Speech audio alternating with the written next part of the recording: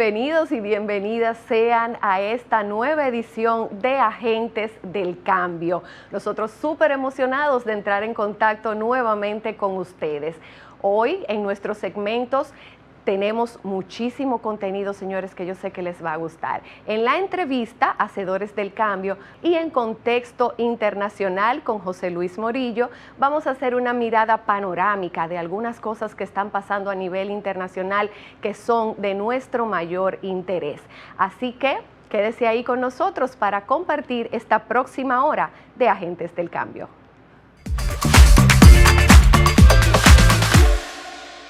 Descubre todo lo que acontece en la República Dominicana y el mundo con Noticiero TVN 24, un equipo de profesionales dedicados a mantenerte al día con las principales informaciones, de lunes a viernes a las 9:30 de la noche, solo por Voz Media Network.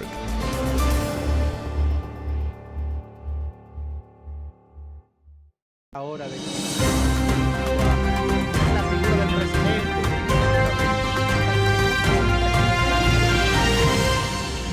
Soy Hernán Paredes y te invito a sintonizar el programa Voz Vespertina por Voz Media Network, en el canal 85 de Claro, de lunes a viernes.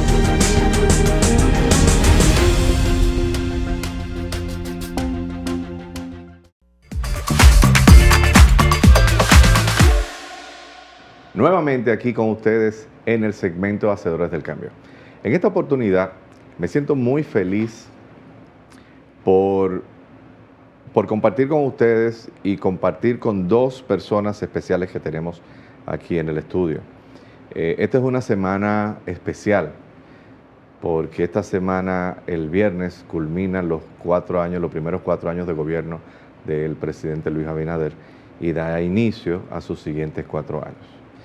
Por lo tanto, quisimos hacer un segmento especial para hacer un pequeño repaso sobre los logros del segmento del periodo anterior, de los 4 años que culminan este viernes, y las proyecciones y las visiones y lo que pensamos y piensan nuestros dos invitados a los siguientes 4 años futuros. Con ustedes queremos presentar y tenemos aquí el honor de compartir las cámaras con el señor Snyder Santana y nuestro amigo de siempre, José Luis Morillo. Gracias. Bienvenidos. Gracias.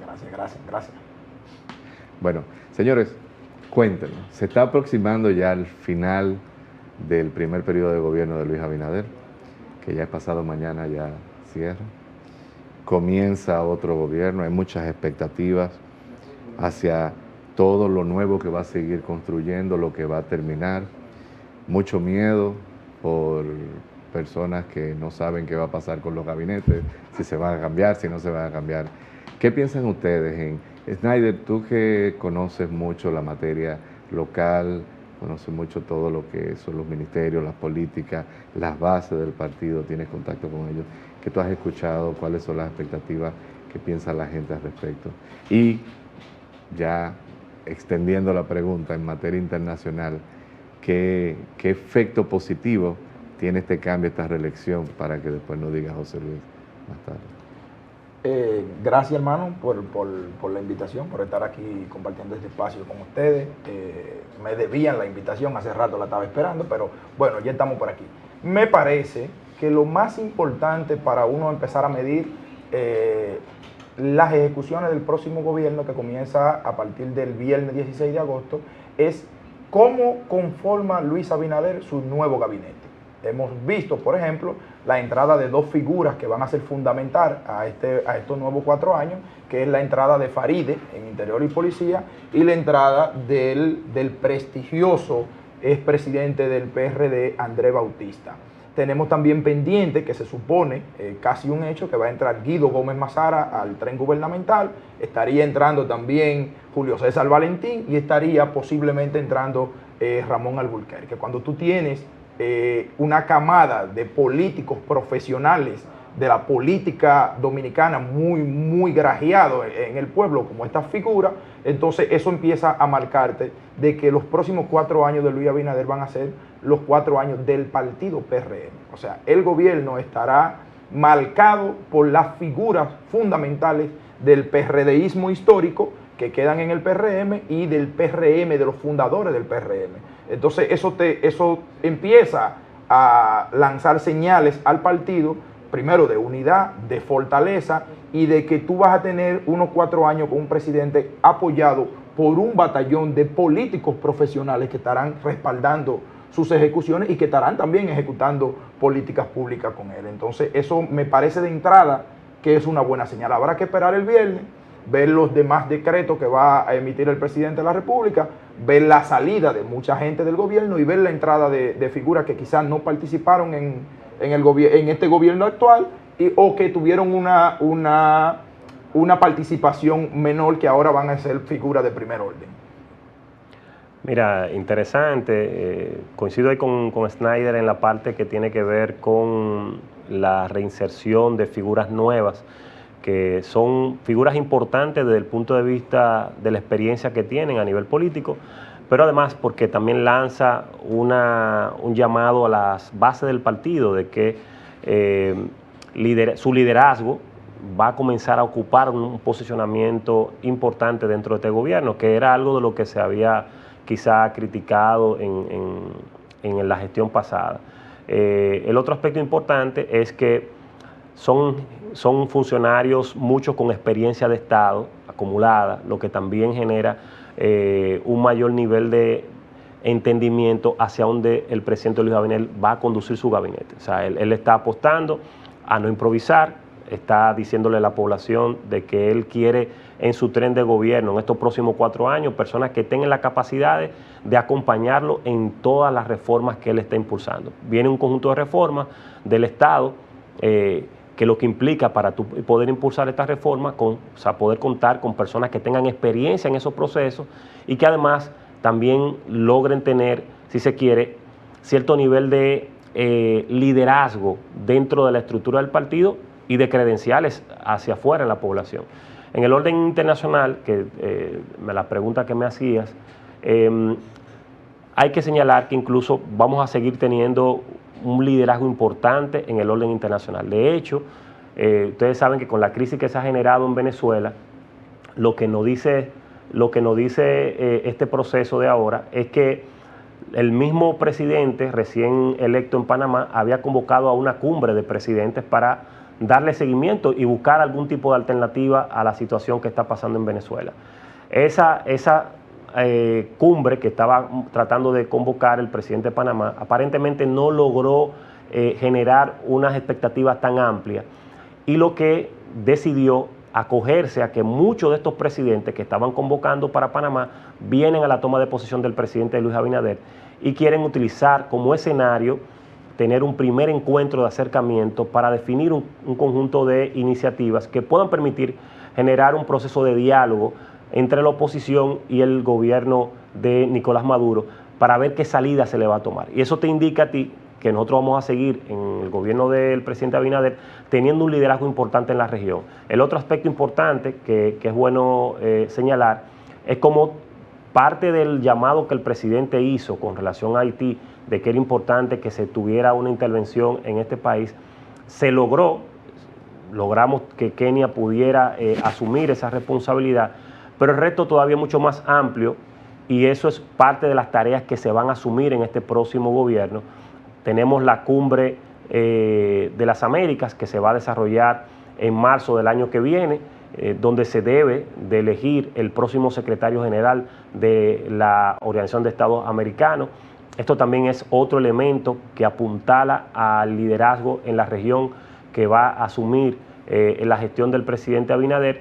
Y creo que definitivamente la mirada que nos indica, y es un poco el postulado que él está enmarcando con la visita de la gran cantidad de mandatarios que van a venir a la toma de posesión, de que uno de los objetivos fundamentales de esta nueva gestión de gobierno del presidente Luis Abinader es seguir posicionando a República Dominicana como un ente importante en la región para los fines de negociar, de ser mediador, pero además convertirse en lo que para muchos ya comenzó a arrancar con el trabajo que se está haciendo de aduana, convertirse en el segundo país más importante de la región en materia, por ejemplo, de en materias que tienen que ver con temas aduanales.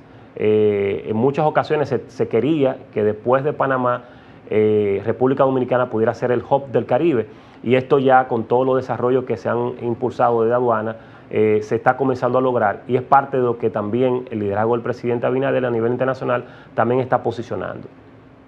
Mira, muy interesante que con relación a lo del hub del Caribe, hace unos días estuve escuchando a Yayo San Lobatón, donde él estaba proponiendo que todas las escuelas de las universidades capaciten en materia de logística en la República Dominicana en todas las carreras, porque él entiende que con el impulso que se le va a dar ahora en este nuevo cuatrenio a convertir a República Dominicana en un hub logístico, esa va a ser la profesión, una de las profesiones más importantes a futuro que vamos a tener en la República Dominicana. Yo pienso igual, yo pienso que el desarrollo en la era moderna actual, en la era de la comunicación, como le llaman, está muy enlazado a la logística, a los grandes canales de distribución, a las grandes estructuras de repartición de compras y materiales. Están los modelos ejemplos de Amazon, una empresa pura logística, los chinos que tienen AliExpress, y eso es lo que está ya moviendo el mundo. Y cambiando un poquito el tema, a criterio de Snyder, principalmente te hago la pregunta, a tu criterio, ¿cuál tú piensas que fueron los grandes aciertos de este gobierno de Luis Abinader y, por ende, las grandes oportunidades que le quedan al presidente o al gobierno Luis Abinader ahora también en los próximos 4 años? Mira, sin duda alguna, y el propio presidente lo ha expresado en muchísimas ocasiones, el tema del manejo de la pandemia fue excepcional. O sea, es la primera vez en este siglo que alguien toma la presidencia de la República en medio de una situación de pandemia, con un encierro, luego la guerra de Ucrania. O sea, el manejo, lograr la estabilidad económica en medio de las situaciones en las que el presidente ha tenido que manejar el gobierno, además con muchas personas sin experiencia, y él también sin experiencia de Estado, entonces fue un reto grandísimo. Ahora pasamos a unos 4 años en lo que el presidente no tiene, primero, la presión política de ir a unas elecciones nuevas, porque no se va a presentar de nuevo ante el impedimento constitucional, y entonces ahora este gobierno es el gobierno de Luis Abinader, me parece. O sea, Luis Abinader ahora va a jugar a sus anchas, sin presión, a organizar y a hacer el modelo de gobierno que él quiere legarle al país. O sea, me parece que en esta ocasión el presidente tiene toda la apertura y todo el espacio para él tomar decisiones que quizás en estos 4 años no podía tomar por los compromisos meramente electorales que asumen los presidentes y que asumen los partidos, y eso podremos también poderlo palpar, que es una de las dimensiones importantes a analizar de estos próximos 4 años, es cómo va a distribuir el presidente de la República los cargos en función de la correlación de fuerza de los precandidatos presidenciales. Para nadie es un secreto que el PRM va a entrar ahora a un proceso muy complejo para cualquier partido. Tienen elecciones internas dentro de 2 años, van a asumir una presidencia nueva en 2 días, pero hay elecciones en 4 años. Y para nadie tampoco es un secreto que tenemos 10 o 12 personas dentro del PRM que ya están corriendo por ser candidatos o candidatas a la presidencia. Entonces, la correlación de fuerza que vimos que se midió en las elecciones congresuales y municipales, donde cada precandidato llevaba un grupo de candidatos y candidatas que ganaron o no, entonces ahora veremos cómo el presidente juega con esa canasta de huevo que tiene en la mano, que son los ministerios y los cargos que son nombrados por decreto. Entonces, cómo el presidente distribuye equitativamente dentro de su partido eso para garantizar la permanencia en el poder más allá del 28. Es una pelota caliente que tiene el presidente, pero que la va a jugar sin presión, porque como él no se va a presentar, entonces él tiene menos presión política y él no tiene hasta ahora ni un candidato ni una candidata. Entonces esas son de las dimensiones que pudieran marcar el éxito o el fracaso del próximo gobierno. ¿Y usted, José Luis, qué piensa? Sabes que definitivamente cuando un proceso como esto de los que vienen, cargado de reformas, generan preocupación. no solamente al partido gobierno, sino a la propia población, porque hay incertidumbres que comienzan a salir a flote. Y el anuncio de una reforma constitucional ya ha comenzado a generar en la propia oposición y en la misma población en sentido general preocupaciones de qué realmente traería la reforma, independientemente de los planteamientos que ya ha hecho el propio presidente de la República, porque tenemos que recordar que existe una historia en la República Dominicana tejida por la mayoría de los presidentes que han pasado por el gobierno, que siempre está vinculada a reformas constitucionales para generar un traje a su medida. Y eso en el imaginario de la población está presente. ¿Cómo cambiar esa preocupación, que es una preocupación asumida por la cultura política? ¿Cómo cambiarlo? Es parte de lo que el presidente asume como un gran reto y ha tratado de insistir en cada discurso que da de que esta reforma no es para buscar generar condiciones favorables para él, porque él no va a reelegirse, y eso ha sido uno de los elementos que ha servido de tranquilizador para la población. Entender que el presidente ha decidido que no va más allá del 28, por lo tanto, parte del discurso que él está señalando es un discurso que busca fortalecer institucionalmente la democracia dominicana. Pero aún así, como quiera, el reto está en cómo se va a ir dando el proceso. Y por eso entiendo que ha sido muy inteligente estas primeras consultas con juristas, él incluso colocar algunos de los elementos que se quiere promover, porque parte de lo que busca es ir generando menos incertidumbre y colocando a la población en esos aspectos que son fundamentales. El otro aspecto importante que se debe de analizar en este proceso es la reforma fiscal. Si bien es cierto, es un pendiente histórico que la República Dominicana tiene, que ningún otro presidente ha querido asumir la responsabilidad que implica esto, se convierta también en un gran desafío. ¿Por qué es un gran desafío? No solamente para la figura del presidente, de cómo él pudiera terminar después de sus 4 años, sino para el propio partido, porque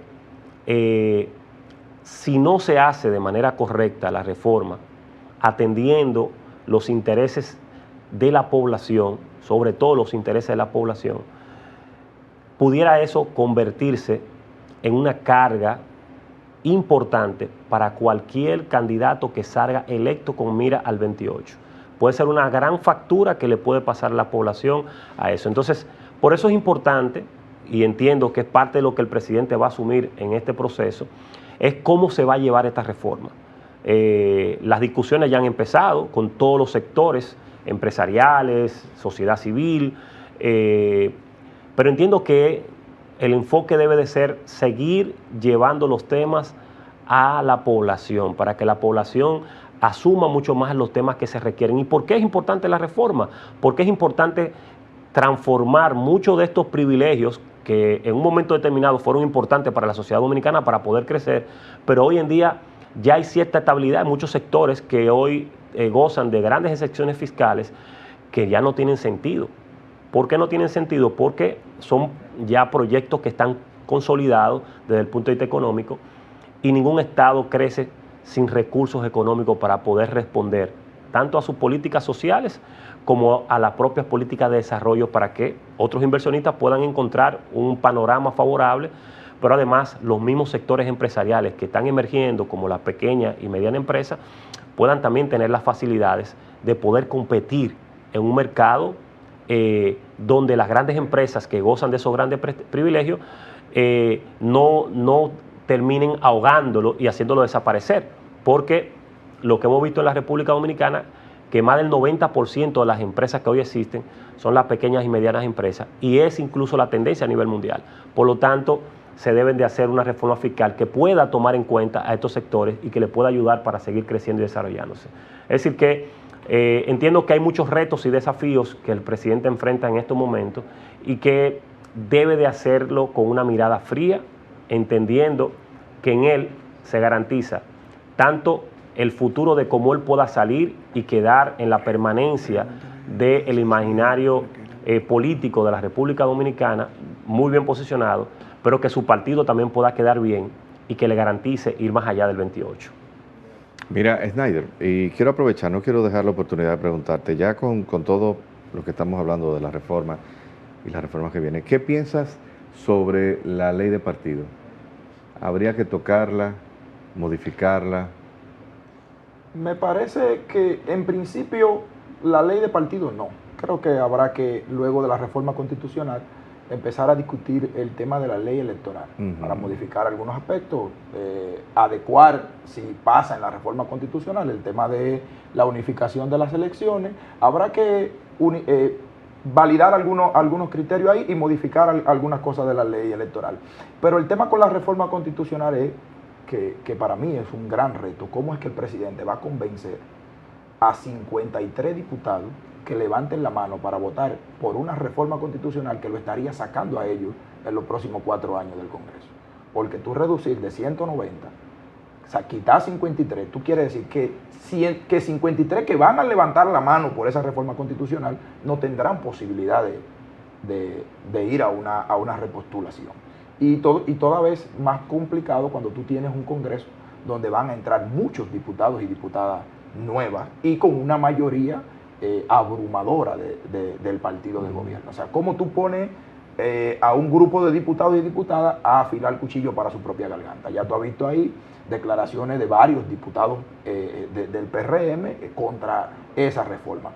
Me parece que el tema de las elecciones, si tú me lo preguntas a mí a título personal, yo no estoy de acuerdo con la unificación de las elecciones.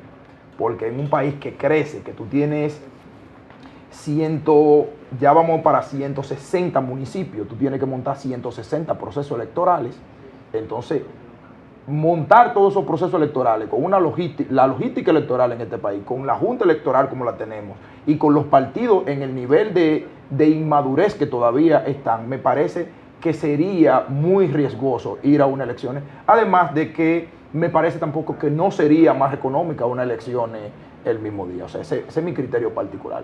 Yo, que trabajo elecciones, que trabajo campañas electorales, sería abrumador. Además de que también se corre el riesgo en democracia de que un solo partido gane la mayoría de todas las curules, toda vez que lleven un candidato presidencial junto con todos los candidatos a alcaldes, regidores, directores, vocales, diputados. Entonces podríamos correr el riesgo que quizás en este momento alguien pueda verlo como bonito porque pudiéramos ganarlo nosotros, pero mañana puede ser quizá un desastre, algo como eso. Creo que hay que valorarlo bien, habría que ver la factibilidad, cuáles son los informes que tienen, cuáles son los estudios que determinan que la unificación de las elecciones no va a resolver un problema.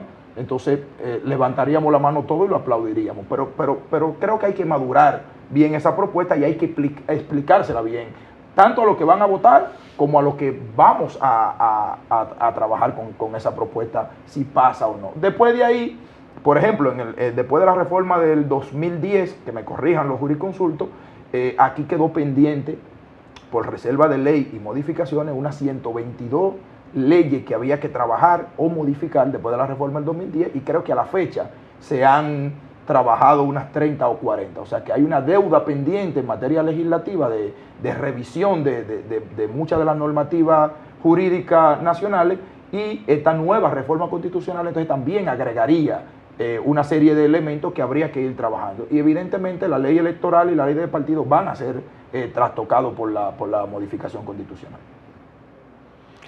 Tú sabes que yo con relación a eso tengo un punto encontrado con Snyder en términos de la parte referida a la unificación de las elecciones. Ayer no sé si tuviste la oportunidad, Snyder, de ir a un evento interesantísimo de Julio César Valentín. No fui, vi la puesta en circulación. Ya, donde él presentó un estudio que hizo sobre la factibilidad o no de la unificación de las elecciones, y muy interesante porque da datos muy reveladores sobre la importancia de unificar las elecciones. Y en mi caso particular, que tengo muchos años dándole seguimiento a las elecciones de la República Dominicana, lo que he visto es que en un primer momento el propósito que se tuvo de realizar elecciones separadas para tratar de no de evitar el arrastre que generaban las elecciones presidenciales, no se ha logrado conseguir hasta la fecha. Cuando comenzamos a revisar después de la modificación que se hizo fruto de la crisis del 94, lo que hemos visto es que siempre el partido que ha estado en el poder o el que se ventila que va a ganar las próximas elecciones, siempre ha sido el que ha terminado quedándose con la mayoría de los legisladores e incluso de los alcaldes. Ha sido como una tendencia y lo podemos revisar, incluso eso es parte de lo que Julio César Valentín presentó también en el estudio. Es decir, que no ha sido tan favorable. Lo que sí hemos visto es que nos hemos enmarcado en un desgaste, porque cada 2 años relativamente se tienen elecciones. Eso a la población le ha ido generando, desde mi punto de vista, le ha ido generando un desencanto de los procesos electorales por ser tan recurrentes, tan cerca.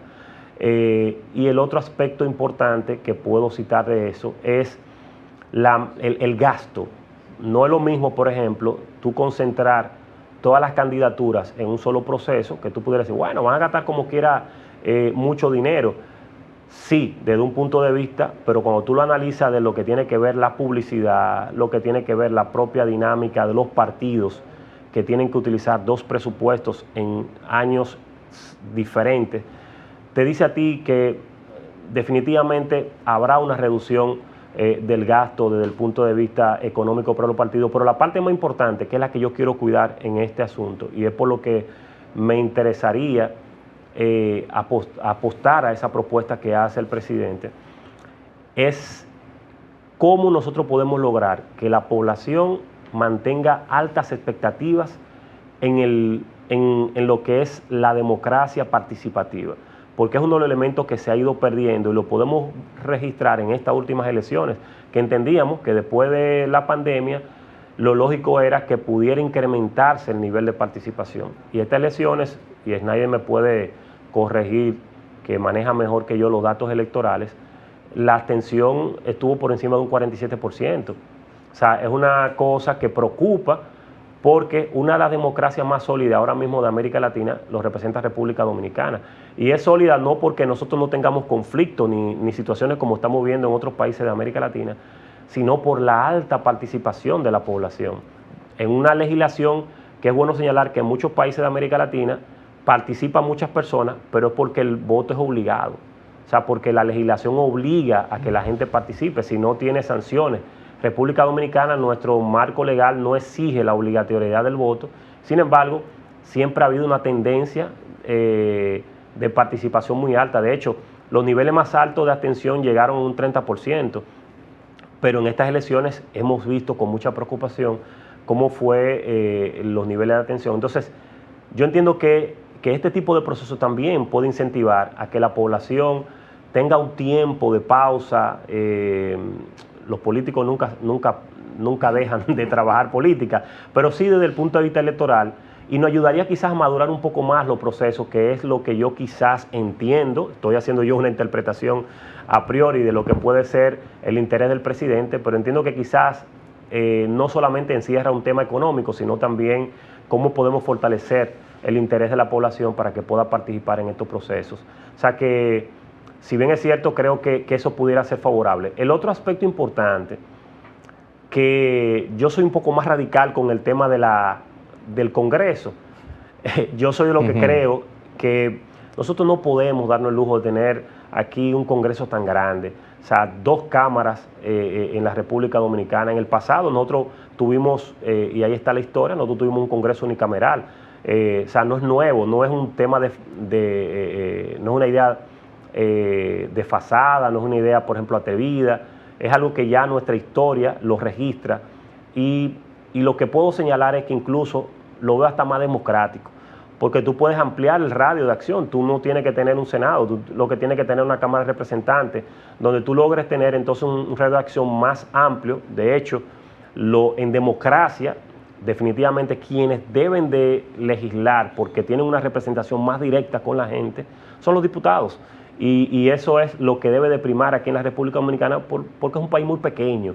De hecho, cuando hablamos de la cantidad de territorio que nosotros tenemos, señores, hablar de 160 municipios es una locura. En un país tan pequeño, 48.000 kilómetros cuadrados, y tú tener aquí, por ejemplo, un municipio que son dos esquinas.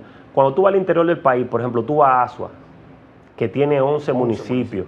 Tú vas a Barahona, 11 municipios y 11 distritos municipales. Entonces, 22 territorios tiene la provincia de Barahona. Entonces, cuando tú ves eso, Snyder y Juan, la verdad que es preocupante, porque cuando tú dices, mira, esto de que es un distrito municipal, cuando tú vas, para no mencionar nombres, no se sientan ofendidos los amigos nosotros que tenemos en el sur, pero tú dices, mira, esto definitivamente es un distrito municipal, 2 esquinas. Señores, eso llora ante la presencia de Dios, sobre todo cuando tú cuentas la cantidad de personas que hay en esa zona. Entonces, no, ahí entre más distritos y municipios tú tienes, tú incrementas una burocracia enorme que se come el presupuesto de las comunidades. El tema no es solamente que digan que los presupuestos son pequeños, no, es que tú tienes una cantidad de autoridades que en presupuesto y en empleomanía que se tiene que generar para poder darle sentido a esos municipios o a esos distritos municipales, esos recursos que pudieran invertirse en obras y proyectos para mejorar las condiciones de vida en la gente, se van en nómina. Y privilegios. Entonces, no puede seguir. Yo entiendo que una reforma fiscal tiene que reducir eso, como lo ha hecho Bukele, por ejemplo, que mucha gente diría, bueno, pero una locura Bukele. No, es que igual El Salvador es un patio pequeño de 23.000 kilómetros cuadrados. ¿Cómo tú puedes tener tantos municipios y distritos municipales en un país? Es lo mismo que pasa en República Dominicana, señores. Si queremos empezar a desarrollarnos, tenemos que comenzar a pensar como los países desarrollados. Y eso implica tú tener pocos territorios que se hagan llamar, por ejemplo, estructuras organizativas, sino que deben de formar parte de las grandes estructuras. Estados Unidos, señores, lo que tiene son, ¿cuántos estados tiene Estados Unidos? Son 55 estados, pero Estados Unidos tiene 9.000 kilómetros cuadrados, o sea, 9 millones de kilómetros cuadrados. Estamos hablando que Estados Unidos tiene que tener más de 1 millón de veces el territorio dominicano. Y casi 300 millones de habitantes. Y tiene 360 millones de habitantes, me parece que tiene. Y nosotros apenas llegamos a 11 millones de habitantes, 11 millones mal contados. Llegamos a 12, empujados con los haitianos. Mal contado, exactamente. Y 48.000 kilómetros cuadrados. Y tú tienes de que 32 provincias, casi a la par con Estados Unidos. 159 municipios hasta ahora y uno por procurar. Y uno que está por 235 distritos municipales. Señores, eso es una barbaridad. Por eso es que cuando tú ves especialistas internacionales en materia de territorialidad, cuando nosotros le contamos la cantidad de territorio que nosotros tenemos en República Dominicana, se burlan de nosotros. Porque eso, o sea, señores, técnicamente eso es imposible. Y ahí está parte del subdesarrollo que sí vimos. Estoy muy de acuerdo contigo, pero también me hago la misma pregunta a Snyder. ¿Cómo el presidente va a lograr que 53 diputados voten por no repetir? Sí. Ese es un gran reto. Ese es parte del reto. Y solo para acotar algo con el tema de la unificación de las elecciones, perdóname. Y que como es una propuesta para eliminar municipios, esos diputados de esos municipios que son los que van a eliminar, son los que tienen que votar.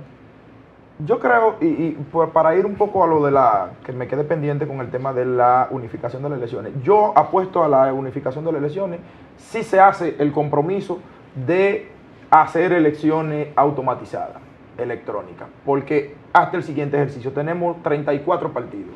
Si hacemos elecciones municipales para elegir con voto preferencial regidores, diputados, senadores, presidentes y alcaldes, imagínate 34 partidos presentando propuestas, cada uno con un delegado dentro de un colegio electoral por cada nivel de elección. Tenemos 7 niveles de elecciones. Cuando tú multiplicas 34 por 7, eso es inmanejable.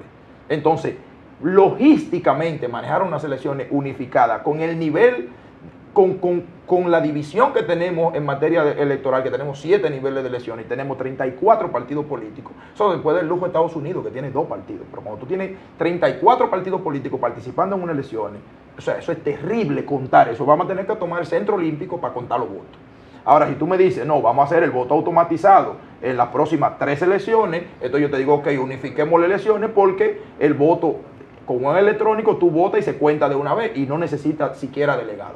Sobre esa base yo apuesto a la elección unificada. Sobre el modelo actual, la elección unificada pudieran convertirse en un problema. Yo entiendo que sí, Snyder, entiendo que parte de la apuesta de la reforma tiene que venir también con un nuevo modelo electoral. No podemos hacerlo sobre la base de un modelo que ya es viejo, que de hecho se diseñó para una época donde nosotros no teníamos ni la cantidad de población que exhibimos, ni de territorios organizados. Entonces entiendo que se debe de apostar y utilizar la tecnología, que es lo que están utilizando la mayoría de los países, por ejemplo, de que pueda haber también el tema del reconteo manual, como tienen otros procesos electorales a nivel mundial, pero la realidad es que definitivamente la tecnología se va a tener que utilizar para estos procesos. Pero es una necesidad, señores, de que nosotros podamos comenzar a actualizar el modelo que tenemos actualmente. No soporta más ya la población procesos tan cercanos de manera repetida a nivel electoral. Por lo mismo que tú señalas, demasiados partidos. Ese es otro elemento que yo creo que la reforma también tiene que traer. Nosotros no podemos tener una democracia donde cualquier persona decida armar un partido y ya lo arma.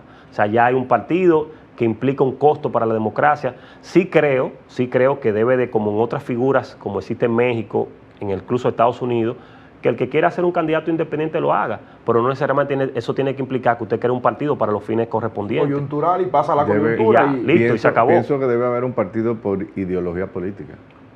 No, y la normativa electoral dominicana y la Constitución permiten también el tema de los partidos provinciales, municipales. O sea, ¿usted cuántos votos usted sacó? 12 votos. Ah, pues mire, usted a partir de ahora no le sacó los votos. En Neiva, bueno, pues mire, usted es un partido en Neiva. Cuando Exacto. usted cree que entonces usted viene, pues usted no puede tener un partido a nivel nacional para sacar 12 votos en Neiva. No, o sea, no. Pero estábamos hablando de los próximos 4 años, 4 años. de nuestro presidente Luis Abinader y las expectativas para este 16 de agosto. Así es. No, pero muy interesante el aporte y lo que vienen diciendo ustedes. Nada. ¿Qué más no tienen? No, desearle suerte al presidente y a los funcionarios nuevos, señores, no cambien los números de teléfono, pónganle los números a la gente, resuelvan y léanse los manuales y la ley que rigen las instituciones de ustedes. No salgan de una vez a dar declaraciones y a decir yo voy a hacer esto. Siéntese a estudiar lo que ha hecho la institución hasta ahora y lo que dice el marco jurídico, por favor. Y mira, ahí para fortalecer lo que tú dices, sobre todo que no se dejen asesorar de aquellos que siempre están al lado para decirle que todo está bien, porque esos son los primeros enemigos que tienen ellos. O sea, que procuren mejor buscar asesores que sean preparados, personas que no le digan lo que a ellos les va a gustar, sino lo que debe de hacerse de manera correcta, porque esa va a ser su tabla de salvación para que puedan durar los 4 años y garantizar que el presidente tenga una buena gestión. Así es. Bueno, señores, nuevamente muchas gracias por compartir con nosotros en este segmento Hacedores del Cambio. Hoy, como les dije, fue un día muy especial por los grandes talentos con los que compartimos hoy las cámaras. Muchas gracias y hasta la próxima.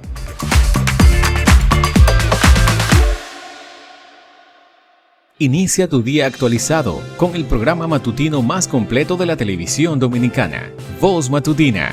Información actualizada y un enfoque imparcial en temas políticos, económicos y sociales. Comienza tu día de la mejor manera con Voz Matutina. Vívelo por Voz Media Network.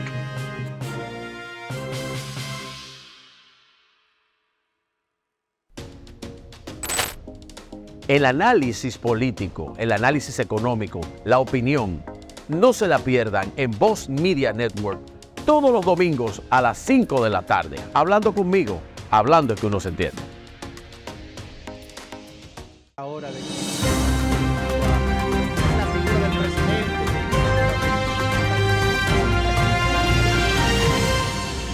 Soy Hernán Paredes y te invito a sintonizar el programa Voz Vespertina por Voz Media Network, en el canal 85 de Claro, de lunes a viernes.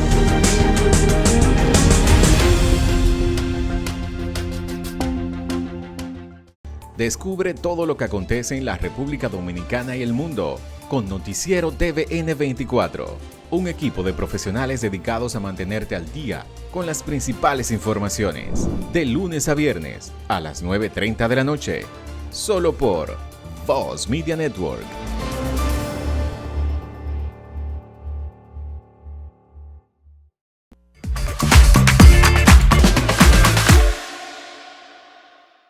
Bienvenidos una vez más a nuestro segmento Contexto Internacional. Como de costumbre, hoy nos acompaña nuestro ducho en materia de política, cultura y economía internacional, José Luis Morillo. Gracias José. Gracias como siempre por la oportunidad de compartir contigo cómo anda el contexto internacional. Hoy traemos varias noticias muy interesantes. El mundo está como siempre muy dinámico y cargado de informaciones que generan preocupación por el manejo de cómo se están dando a nivel de los gobiernos y las potencias internacionales. Me gustaría quizás que pudiéramos arrancar inmediatamente analizando lo que ha sido el aniversario de las 2 bombas atómicas que se tiraron en las ciudades de Hiroshima y Nagasaki. Ya hace 79 años de eso, pero la humanidad recuerda con mucho dolor ese acontecimiento porque más de 120,000 personas fallecieron en estas 2 ciudades japonesas. Cientos de miles de personas quedaron afectadas por las secuelas que dejó esa radiación que durante generaciones muchas de las familias que crecieron en estas zonas padecieron de cáncer, enfermedades terminales que todavía al día de hoy se arrastra fruto de esta situación. Y a propósito de eso, el Papa recordó este acontecimiento haciendo un llamado de atención al mundo por lo convulso que está esas situaciones en Medio Oriente, entre Israel y Palestina, que aparentemente se van a extender por las provocaciones que se han generado con Irán, el Líbano, Yemen y otras naciones árabes que de una manera u otra se han sentido afectadas por las situaciones que se han venido dando. El Papa ha hecho un llamado de atención de que tenemos que sentarnos y llamar a la paz, que tanto Hamas, que son los líderes palestinos, como Israel deben de sentarse en una mesa de negociaciones y procurar generar un proceso que paralice el conflicto bélico que ya lleva meses y que ha generado más de 40,000 palestinos fallecidos al día de hoy, lo que preocupa bastante porque la gran mayoría de esos fallecidos son niños y niñas, en algunos casos incluso recién nacidos. El otro llamado que hace el Papa es incluso el conflicto que ya lleva varios años entre Rusia y Ucrania, que también ha impactado de forma importante, no solamente a estos 2 países, sino al mundo, por lo que ha generado, por los efectos colaterales que ha generado en la economía, entendiéndose que estos 2 países son el granero del mundo y tienen una de las importantes reservas energéticas como el gas, lo que provocó durante muchísimo tiempo una inflación altísima que todavía al día de hoy se siente en la mayoría de las economías mundiales. Esto es un acontecimiento que definitivamente acogemos ese llamado del Papa de que el mundo debe de entrar en una reflexión. No podemos que en pleno siglo XXI estos conflictos sigan poniendo en tela de juicio el razonamiento humano, el avance, el desarrollo que ha tenido la humanidad y que sea esa la vía idónea para poder pactar o establecer espacios donde se respeten nuestras diferencias, ya sean religiosas, ideológicas, pero la realidad es que el mundo debe de continuar y que las cosas no pueden enmarcarse sobre la base de un conflicto armado, que a final de la jornada lo que terminan perjudicados son las personas, los civiles, los que no saben ni siquiera las razones de por qué estas guerras se están dando. Y sumándole a eso también la incertidumbre y el miedo, el terror con el que vivimos en la humanidad por estos conflictos internacionales armados, porque son potencias con armas nucleares. Así es. Que en cualquier punto, en cualquier momento, deciden detonarlas, deciden bombardear un país a otro país, por un desacuerdo que, como bien dices, el resto de la humanidad no tiene ni siquiera idea de por qué ellos tienen conflictos. Sí es, incluso uno de los temores que se tiene es que el primer ministro de Israel es un extremista de derecha que, por más llamado que le ha hecho Francia, Inglaterra, Estados Unidos, de que es importante que paren, que se sienten en una mesa de negociación, él ha continuado. Y él ha dicho que ellos no van a parar hasta no exterminar a ese grupo de Hamas. Y es peligroso porque estamos hablando que es una zona que históricamente ha estado siempre en una convulsión permanente. Además, es la zona que concentra la mayor reserva de petróleo del mundo, lo que implica que cualquier detonamiento de una bomba en esa zona puede generar una catástrofe nuclear e impredecible. Pero bueno, saliendo de este espacio de Medio Oriente y de Europa, ¿no? Vamos Oriente. No, Occidente. Nos metemos a Occidente, por un Occidente caribeño, para seguir analizando la situación de Haití. Haití continúa estando dentro de las situaciones críticas para el mundo, y esto lo decimos porque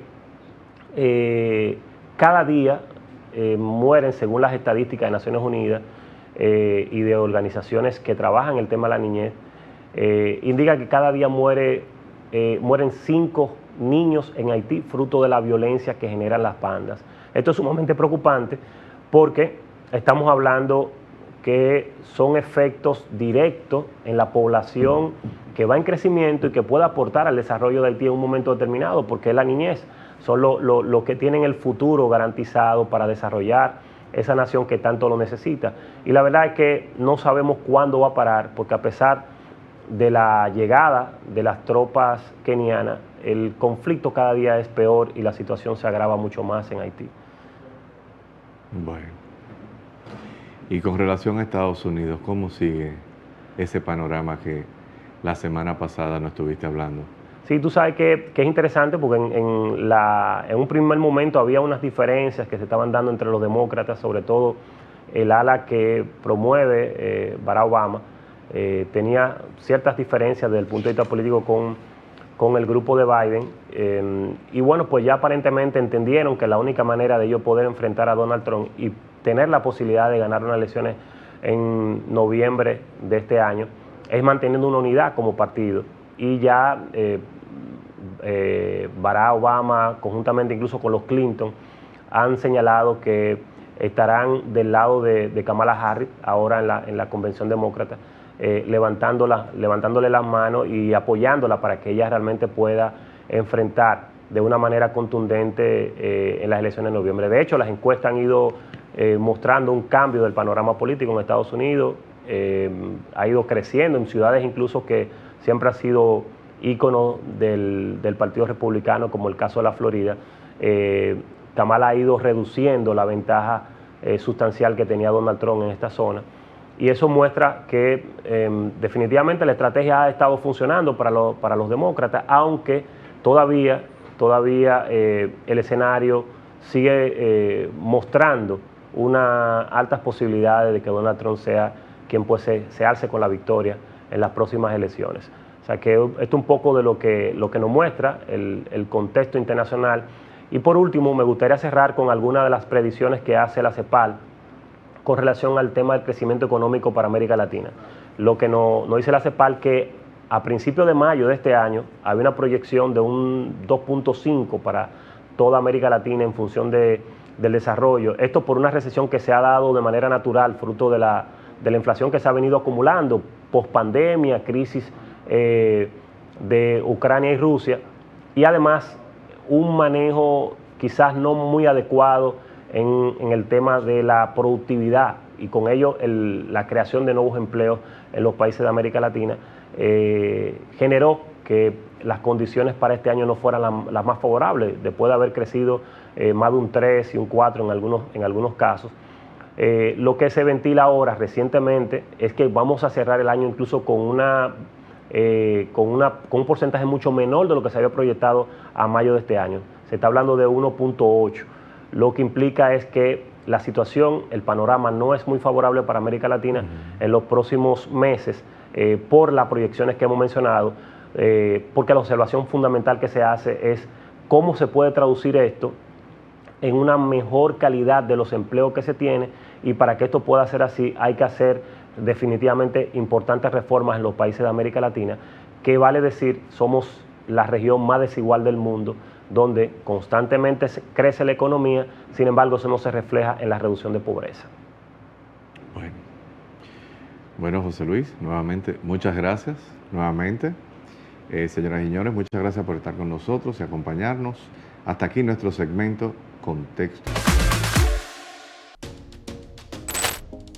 El análisis político, el análisis económico, la opinión, no se la pierdan en Voz Media Network todos los domingos a las 5 de la tarde. Hablando conmigo, hablando es que uno se entiende. Ahora de la figura del presidente.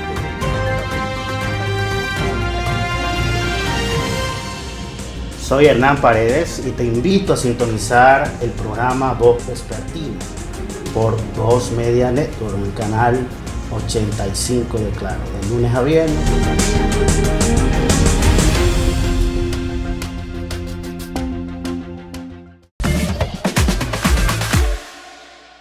Invitamos a todo nuestro auditorio a que por favor nos sigan en nuestras redes como Agentes del Cambio RD, e igual que busquen nuestro YouTube con el mismo nombre, Agentes del Cambio RD.